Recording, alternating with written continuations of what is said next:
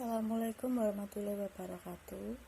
Kita dari kelompok 7 yang beranggotakan Devi Kurniasari, saya sendiri, Siti Wulandari, dan Devi Nur Hidayati akan mempresentasikan tentang analisis biaya volume laba.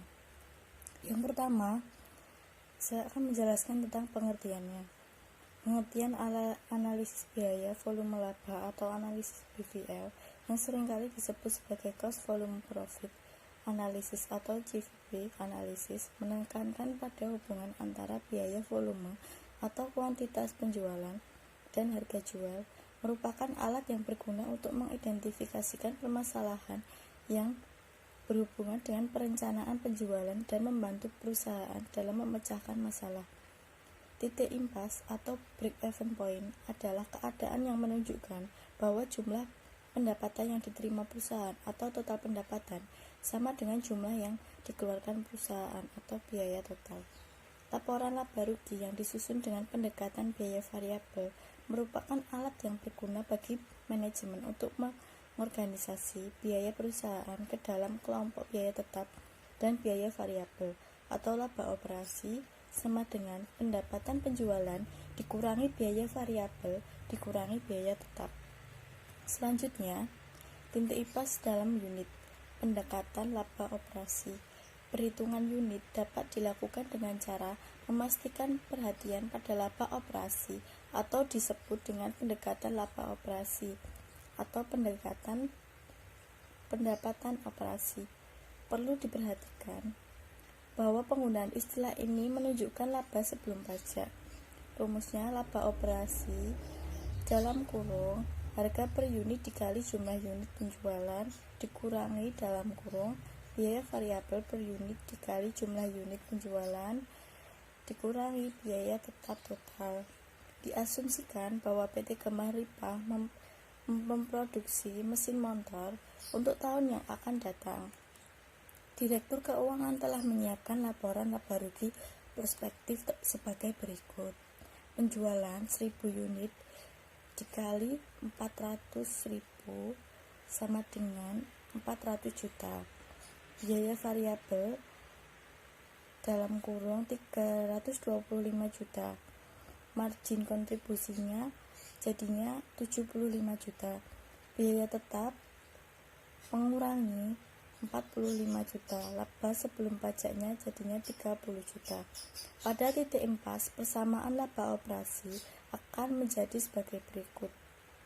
0 sama dengan 400 dikali unit dikurangi 325 juta dikali unit dikurangi 45 juta. 0 sama dengan 75.000 unit dikali 45 juta sama dengan 75 kali unit sama dengan 45 juta. Unitnya ketemu 600. Selanjutnya, pendekatan margin kontribusi. Margin kontribusi merupakan pendapatan penjualan dikurangi dengan variabel biaya total. Dengan menggunakan data PT Gemah Ripah tadi, margin kontribusi dihitung dengan dua cara, yaitu yang pertama, membagi margin kontribusi total dengan jumlah unit yang dikeluarkan, atau 75 juta dibagi 1000 unit, atau yang kedua, mengurangi harga jual per unit dengan variabel per unit 400.000 dikurangi 325.000. Dengan cara tersebut akan diperoleh hasil margin kontribusi per unit yang sama, yaitu sebesar 75.000. Untuk menghitung jumlah unit titik impas, persamaan impas adalah sebagai berikut. Jumlah unit sama dengan 45 juta dibagi 100.000 dikurangi 325.000 sama dengan 45 juta dibagi 75.000 ketemu 600 unit. Selanjutnya, pada umumnya pajak dihitung sebagai persentase dari laba. Laba setelah pajak dihitung dengan cara mengurangi pajak dari laba operasi sebelum pajak seperti berikut ini. Laba bersih sama dengan laba operasi dikurangi pajak. Laba operasi dikurangi tarif pajak dikali laba operasi sama dengan laba operasi dikurangi 1 min tarif pajak. Apabila PT Gemah Ripah ingin memperoleh laba bersih sebesar 56.250 juta dan tarif pajak yang berlaku adalah 25%, untuk mengonversi laba target setelah pajak ke dalam target sebelum pajak diperlukan langkah-langkah sebagai berikut. 56.250 juta laba operasi dikurangi 0,25 kali laba operasi 56.250 juta sama dengan 0,75 dikali laba operasi.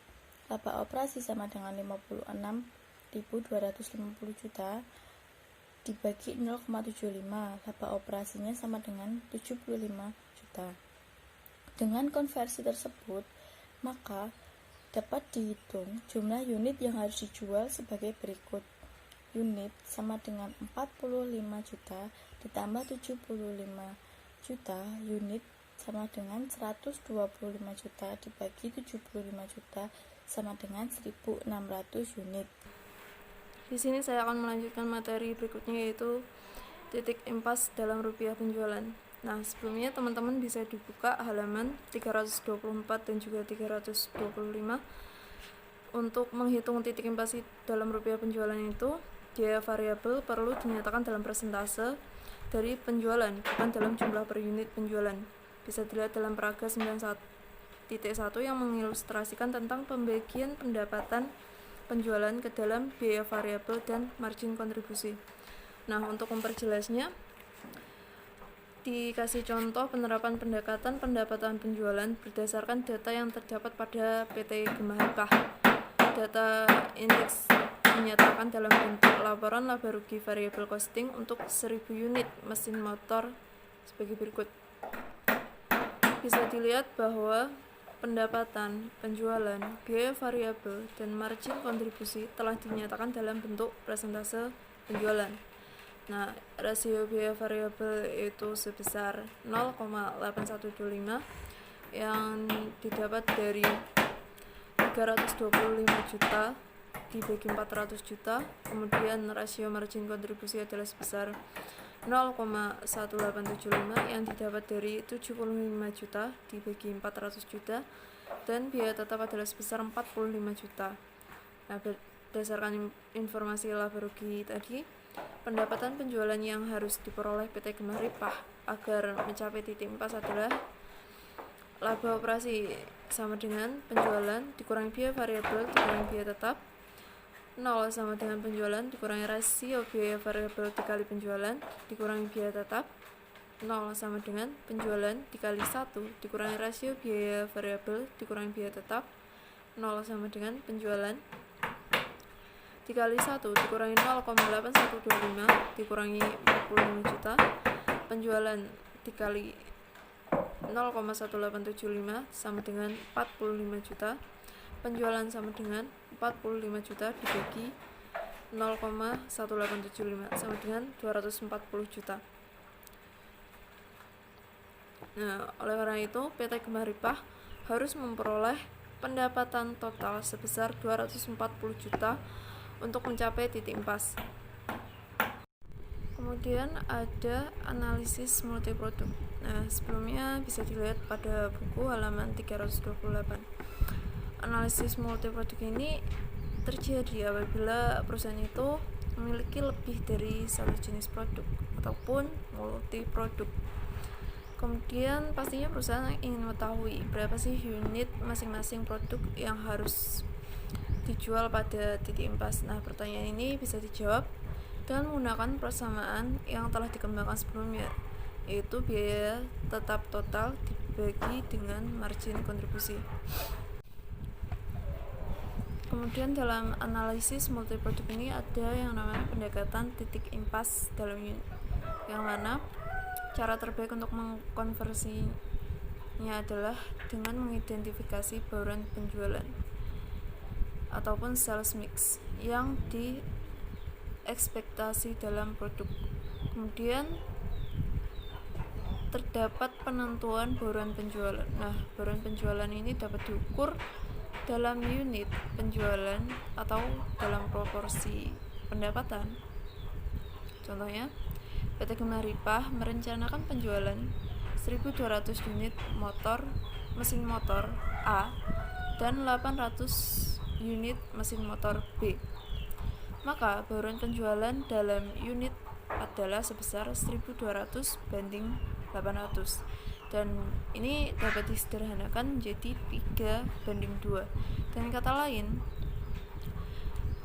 untuk setiap penjualan 3 unit mesin motor A akan diikuti dengan penjualan 2 unit mesin motor B. Kemudian bauran penjualan analisis BVL. Nah, penetapan bauran mengonversi masalah multi produk ke dalam BVL untuk produk tunggal. Oke, untuk bauran penjualan dan analisis BVL, teman-teman bisa dibuka bukunya pada halaman 330. Nah, di sini berdasarkan data produk individual itu yang terdapat pada proyeksi laporan laba rugi, nilai paket dapat dihitung sebagai berikut, di mana pada tabel ini dapat dilihat mesin motor A dengan harga jual per unit 400.000, kemudian biaya variabel per unit 325.000, dan juga margin kontribusi per unit 75.000. Bauran penjualan 3 kemudian mendapatkan margin kontribusi per unit sebesar 225.000. Ini didapat dari margin kontribusi per unit dikali bauran penjualan, yaitu 75.000 dikali 3. Kemudian untuk mesin motor B sama, untuk margin kontribusi per unitnya didapat dari 200.000 dikali 2, sehingga paket totalnya yaitu 625.000. Kemudian diketahui bahwa biaya tetap total perusahaan yaitu 96.250.000, dan ini didapat dari gabungan biaya tetap langsung dan juga bersama, yaitu 70 juta ditambah 26.250. Oleh karena itu, titik impas dapat dihitung sebagai berikut. Ini tabelnya bisa dilihat. Kemudian titik impasnya sama dengan biaya tetap total dibagi margin kontribusi per paket, yaitu 96.250.000 dibagi 625.000, sehingga ketemu 154 paket.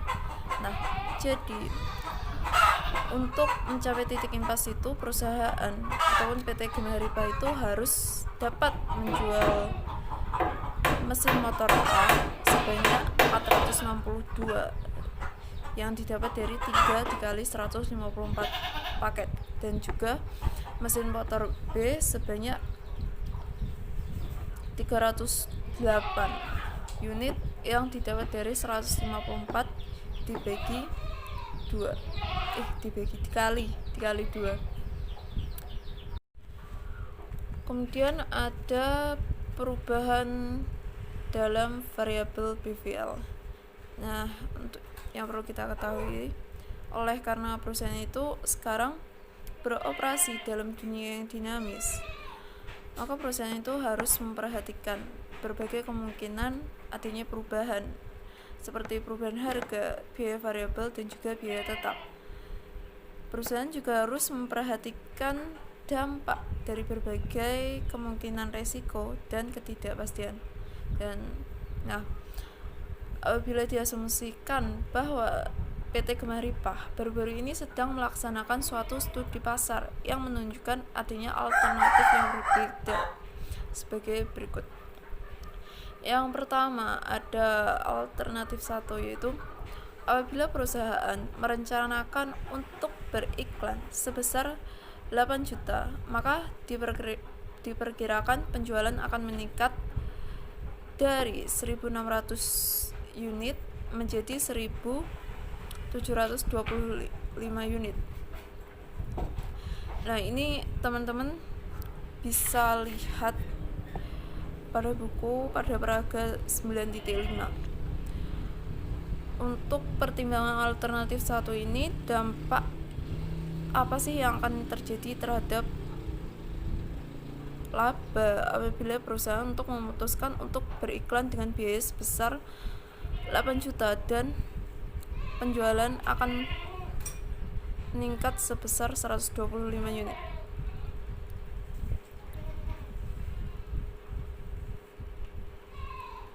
Dengan memanfaatkan margin kontribusi per unit, sebagaimana diketahui bahwa margin kontribusi per unit adalah sebesar 75.000. Apabila produk yang dijual meningkat sebanyak 125 unit, tambahan peningkatan margin kontribusi total adalah sebesar 9.375.000. Ini didapat dari 75.000 kali 125 unit.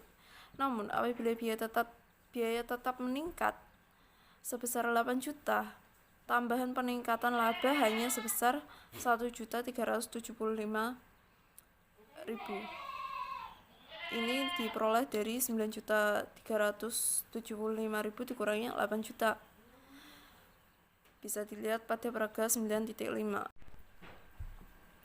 Kemudian untuk alternatif 2 yaitu apabila perusahaan merencanakan untuk menurunkan harga jual per unit dari 400.000 menjadi 375.000 per mesin motor, maka diperkirakan penjualan akan meningkat dari 1.600 unit menjadi 1.900 unit. Nah, di sini biaya tetap tidak meningkat. Kemudian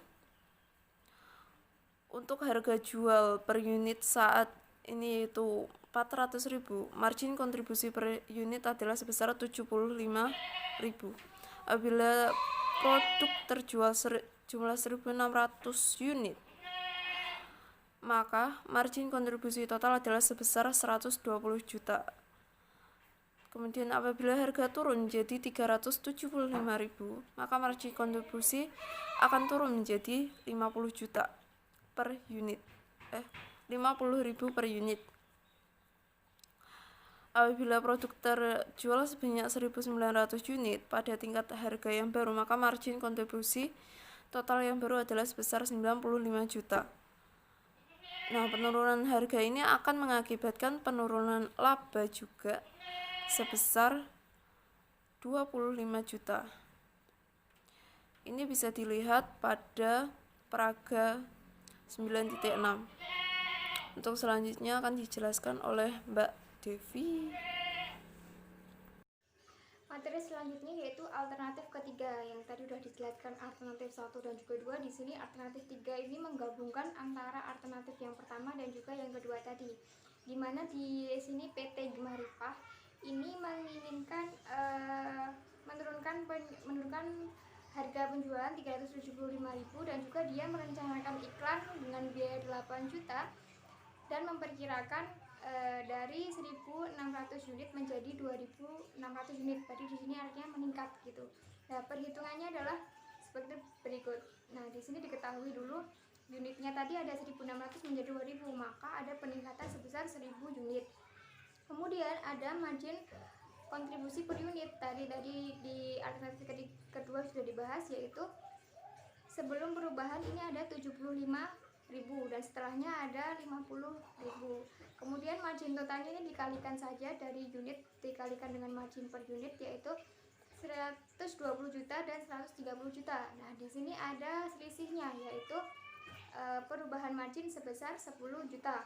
Kemudian biaya tetap untuk iklannya tadi ya 8 juta. Dari 45 juta menjadi 53 juta. Di sini ada perubahan biaya tetap sebesar 8 juta. Nah, kemudian di sini dapat disimpulkan bahwa adanya peningkatan laba sebesar 2 juta. Dari laba sebelumnya 75 juta menjadi 77 juta dan juga dari pengurangan antara margin kontribusi dan juga perubahan biaya tetap tadi ketemu 2 juta. Maka di sini alternatif ketiga ini sangat efektif jika digunakan PT Gemaripah karena menunjukkan laba yang paling tinggi atau paling besar. Yang selanjutnya ada resiko ketidakpastian. Yang satu asumsi penting di sini analisis BVL itu adalah bahwa harga jual dan juga biaya total di sini belum pasti. Artinya ada ketidakpastian di sini. Nah, ketidakpastian ini merupakan resiko dalam kita mengambil keputusan bisnis. Dalam mengambil keputusan bisnis tentunya kita sebagai pembisnis memikirkan adanya resiko-resiko yang ada. Nah, Metode untuk mengurangi atau menghindari resiko ketidakpastian ini yang pertama adalah margin of safety, yang mana unit penjualan atau hasil penjualan itu diharapkan dapat dijual di atas volume impas. Artinya apa? Impas itu modal sama dengan penghasilan. Jadi sebisa mungkin perusahaan atau pembisnis itu menggunakan metode diperkirakan untuk menjual di atas volume impas seperti itu. Yang kedua ada operating leverage, artinya kombinasi antara biaya tetap dan juga biaya variabel dalam suatu organisasi. Artinya leverage di sini dikombinasikan. Yang ketiga ada analisis sensitivitas, yaitu analisis yang menguji dampak perubahan. Oh, berarti di sini setelah ada perubahan ini analisisnya seperti apa? Seperti itu. Nah, di sini ada untuk memudahkan para manajemen dalam melakukan aktivitas atau analisis sensitivitas ini ada spreadsheet, ada Excel, ada aplikasi-aplikasi yang mendukung untuk pengujian dampak perubahan ini. Selanjutnya yaitu analisis BVL dan perhitungan biaya berbasis aktivitas. Nah, penggunaan sistem ABC ini tidak berarti bahwa analisis BVL atau biaya volume laba ini kurang bermanfaat. Karena apa? Dalam kenyataannya analisis BVL ini lebih bermanfaat. Karena apa? Memberikan masukan-masukan yang akurat mengenai dengan biaya di situ. Jadi di sini dihitung, oh kalau biaya segini, volume segini, laba segini gitu. Jadi di sini di analisis BVL ini menggambarkan biaya-biaya yang ada gitu. Nah, perbandingan analisis konvensional dan juga ABC di sini tentunya di BVL ya. Diasumsikan bahwa suatu perusahaan ingin menghitung unit yang harus dijual untuk menghasilkan laba sebelum pajak atau laba operasional ini sebesar 20 juta. Nah, analisisnya sebagai berikut. Ini ada data dari perusahaannya. Ada unit yang dijual itu 10.000 dan tingkat pemicunya tidak ada. Kemudian ada setup ini 1 juta, tingkat pemicunya 20, dan jam mesin ada 30.000, tingkat pemicunya ada 1.000. Nah, data lainnya di sini ada total biaya tetap konvensional dan juga total biaya tetap ABC. Dan diketahui harga per unitnya ini 20. Nah, akan dihitung antara konvensional dan juga ABC. Nah, ini adalah perhitungannya. Dengan menggunakan analisis BVL pendekatan konvensional, jumlah unit yang harus terjual untuk menghasilkan laba operasi atau laba sebelum pajak sebesar 20 juta dihitung sebagai berikut. Yaitu rumusnya target laba ditambah dengan biaya tetap dibagi harga dikurangi biaya variabel per unit. Ditemukan target laba 20 juta ditambah biaya tetap 100 juta dibagi dengan harga per unit 20.000 dikurangi dengan biaya variabel yaitu 10.000, ditemukan 120 juta dibagi dengan 10.000 sama dengan 12 unit. Maaf, 12.000 unit. Yang kedua ada menggunakan pendekatan ABC. Dengan kasus yang sama, unit yang harus dijual untuk menghasilkan laba operasi sebesar 20 juta yaitu sebagai berikut. Rumusnya yaitu target laba 20 juta ditambah dengan biaya tetap di ABC, biaya tetap ABC 50 juta ditambah dengan setup dikali unit 1 juta dikali 20 unit ditambah dengan jam mesin 30.000 dikalikan dengan tingkat pemicunya 1.000 dibagi dengan harga per unit 20.000 kemudian dikurangi dengan biaya variabel per unit yaitu 10.000, ditemukan hasil yang sama yaitu 12 unit. Di sini ditemukan angka yang sama. Alasannya sederhana karena kelompok total biaya tetap di sini menurut perhitungan konvensional ini terdiri atas biaya variabel berbasis non unit tanpa memperhatikan pemicu aktivitas. Nah, sedangkan di ABC ini memperhatikan pemicu aktivitasnya seperti itu. Sekian presentasi dari kelompok 7 akuntansi syariah 5G. Apabila ada kesalahan